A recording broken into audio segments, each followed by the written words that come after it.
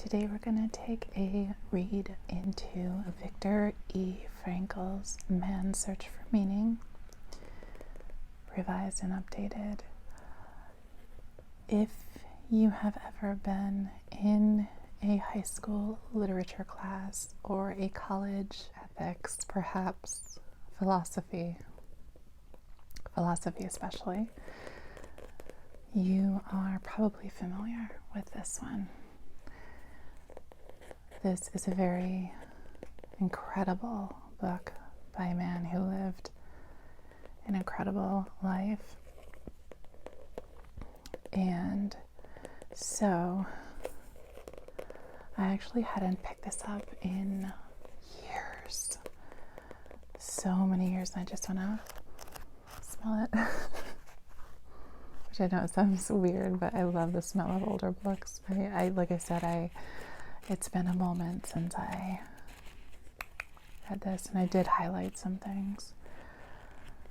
My 20-year-old self highlighted things back then, so but I thought that it would be a really good book to read and helping to gain perspective on things. I know that there are many people who feel like we are going through some of the darkest times, but the truth is human history is sprinkled with moments that are dark, and unfortunately with human beings, things are cyclical, very much cyclical. So it's not surprising that we are living in such times when we are hearing about things that might scare us or intimidate us or confuse us. The best thing we can do is to be prepared, continuing to develop our critical thinking skills, hold on to hope, and in cases where people like me hold on to faith, and holding on to the blessings that truly enrich our lives. It can be very easy to see what we don't have rather than cherishing what we do. So, having said that, I am going to take a read here. I think I will read part of the preface. In this book, Dr. Frankl, author, psychiatrist, explains the experience which led to his discovery of logotherapy. As a longtime prisoner in bestial concentration camps, he found himself stripped to naked existence. His father, mother, brother, and his wife died in camps or were sent to the gas ovens, so that, excepting for his sister, his entire family perished in these camps. How could he, every possession lost, every value destroyed, suffering from hunger, cold, and brutality, hourly expecting extermination, how could he find life worth preserving? A psychiatrist who personally has faced such extremity is a psychiatrist worth listening to. He, if anyone, should be able to view our human condition wisely and with compassion. I'm going to take some tea break.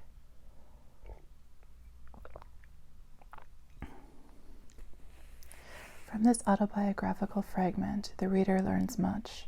He learns what a human being does when he suddenly realizes he has nothing to lose except his so ridiculously naked life. Frankl's description of the mixed flow of emotion and apathy is arresting.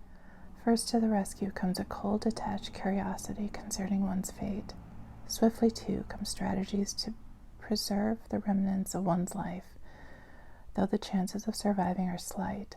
Hunger, humiliation, fear, and deep anger at injustice are rendered tolerable by closely guarded images of beloved persons, by religion, by a grim sense of humor, and even by glimpses of the healing beauties of nature, a tree, or a sunset. But these moments of comfort do not establish the will to live unless they help the prisoner make larger sense out of his apparently senseless suffering. It is here that we encounter the central theme of existentialism. To live is to suffer. To survive is to find meaning in the suffering. If there is a purpose in life at all, there must be a purpose in suffering and in dying. But no man can tell another what this purpose is. Each must find out for himself and must accept the responsibility that his answer prescribes. If he succeeds, he will continue to grow in spite of all indignities. Frankl is fond of quoting Nietzsche. He who has a why to live can bear with almost any how. In the concentration camp, every circumstance conspires to make the prisoner lose his hold.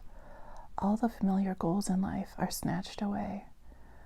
What alone remains is the last of human freedoms, the ability to choose one's attitude in a given set of circumstances. This ultimate freedom, recognized by the ancient Stoics as well as by modern existentialists, take on vivid significance in Frankl's story. The prisoners were only average men, but some, at least, by choosing to be worthy of their suffering, proved man's capacity to rise above his outward fate.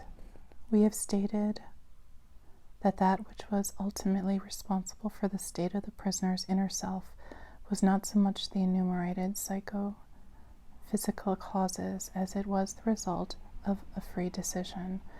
Psychological observations of the prisoners have shown that only the men who allowed their inner hold on their moral and spiritual selves to subside eventually fell victim to the camp's degenerating influences. The question now arises, what could or should have constituted this inner hold? Former prisoners, when writing or relating their experiences, agree that the most depressing influence of all was that a prisoner could not know how long his term of imprisonment would be. He had been given no date for his release. In our camp, it was pointless even to talk about it. Actually, a prison term was not only uncertain but unlimited. A well-known research psychologist had pointed out that life in a concentration camp could be called a provisional existence. We can add to this by defining it as a provisional existence of unknown limit. New arrivals usually knew nothing about the conditions at a camp.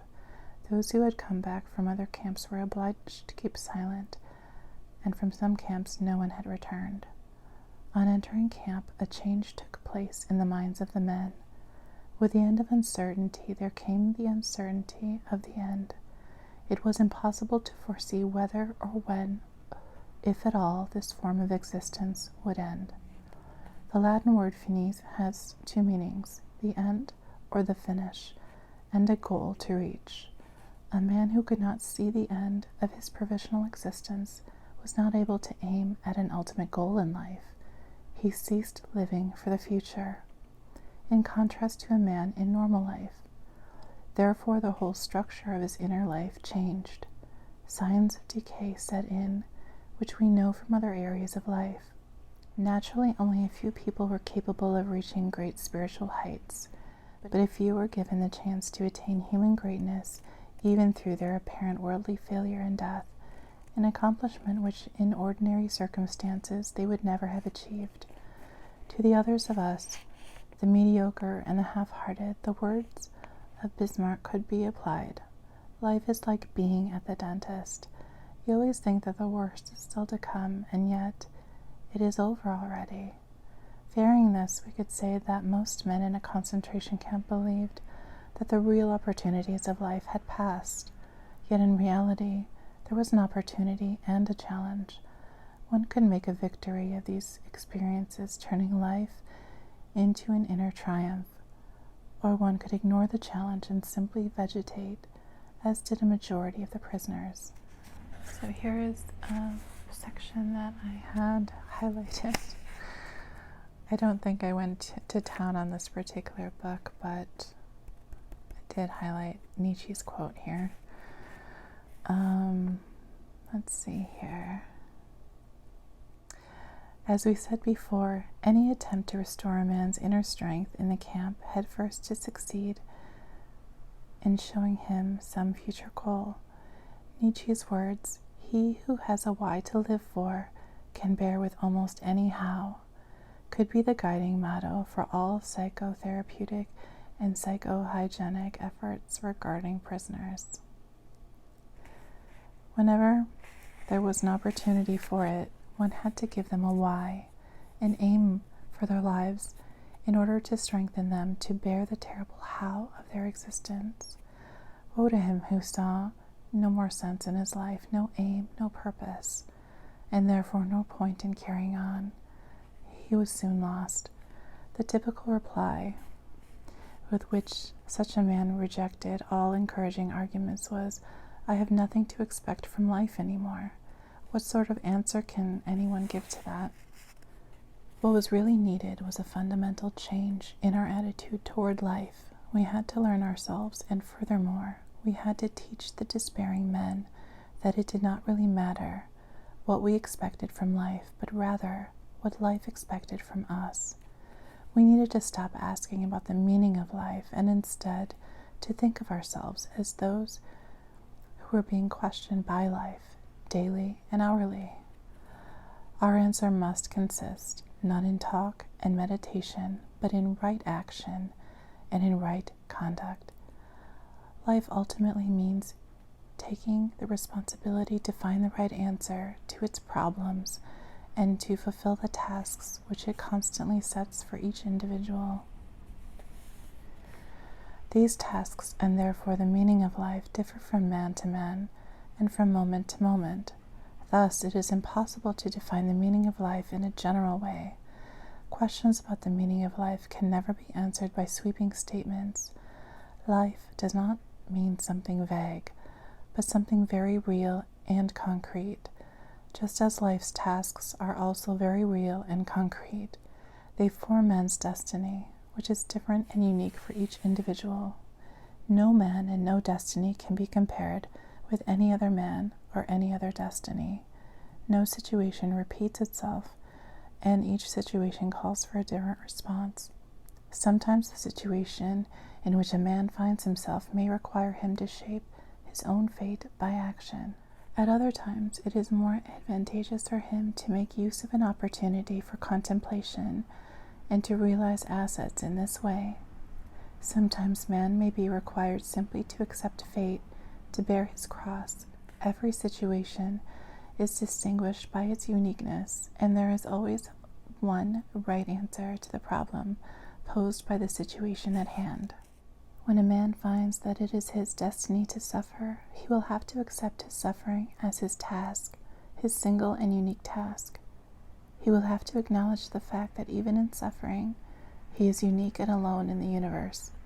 No one can relieve him of his suffering or suffer in his place. His unique opportunity lies in the ways in which he bears his burden. But I did not only talk of the future and the veil which was drawn over it, I also mentioned the past, all its joys, and how its light shone even in the present darkness. Again, I quoted a poet to avoid sounding like a preacher myself, who had written, "Was du blest, kan geen macht der wild dir rauben." I did terribly on that. So the translation is, "What you have experienced, no power on earth can take from you." Not only our experiences, but all we have done, whatever great thoughts we may have had, and all we have suffered, all this is not lost. Though it is past, we have brought it into being.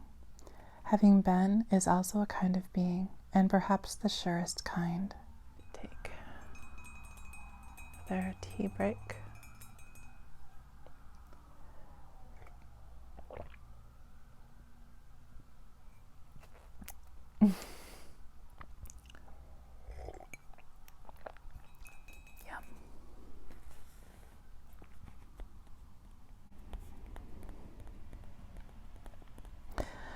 I spoke of the many opportunities of giving life a meaning, I told my comrades, who lay motionless, although occasionally a sigh could be heard, that human life under any circumstances never ceases to have a meaning, and that this infinite meaning of life includes suffering and dying, privation and death.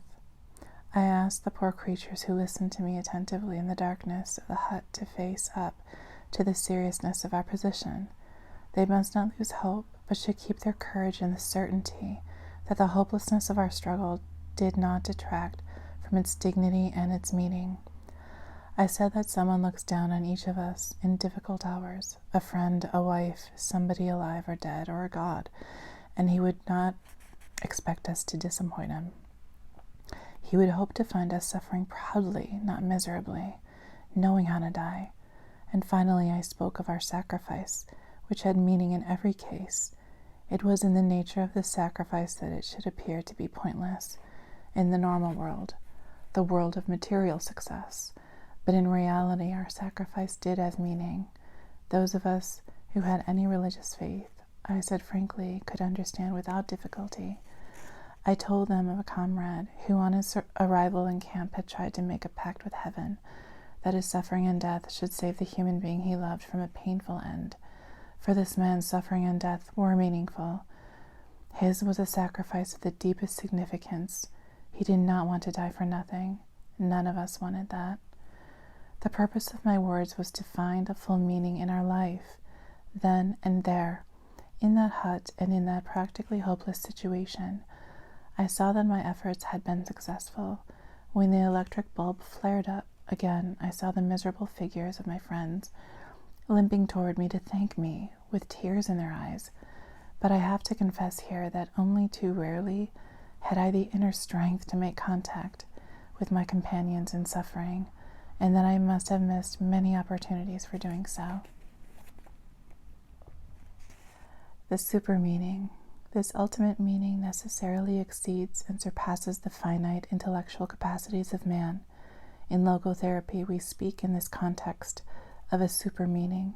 What is demanded of man is not, as some existential philosophers teach, to endure the meaninglessness of life, but rather to bear his incapacity to grasp its unconditional meaningfulness in rational terms.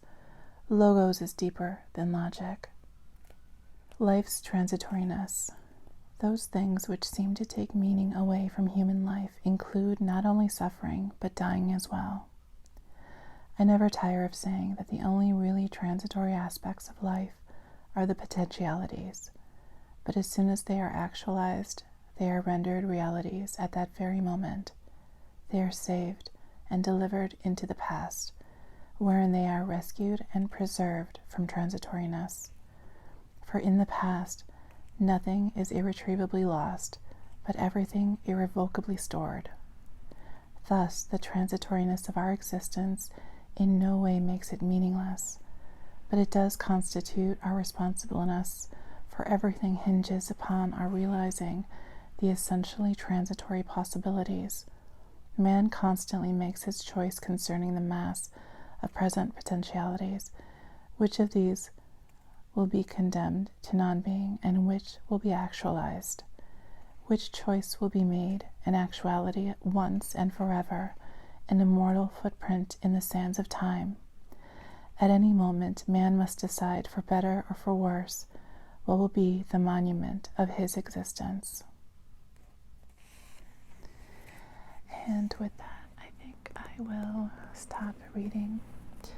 I hope that this was encouraging to you on some level. I think it helps to revisit older works of literature to remind us of things that we've long forgotten, to gain a new perspective, to encourage us in our current perspective if it is beneficial to us. And thank you for taking the time with me today. I hope, as always, you are taking really good care of yourself. Remember to do the things that nourish you and encourage you on your path. or if you feel like you are stumbling along your way, just remember that each breath you take is another opportunity to make a better choice, and it is a gift.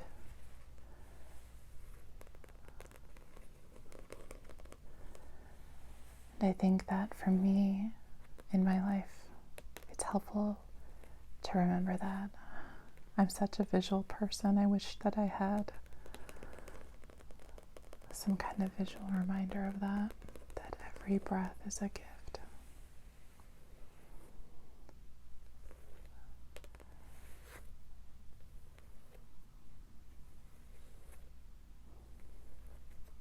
I will see you next time.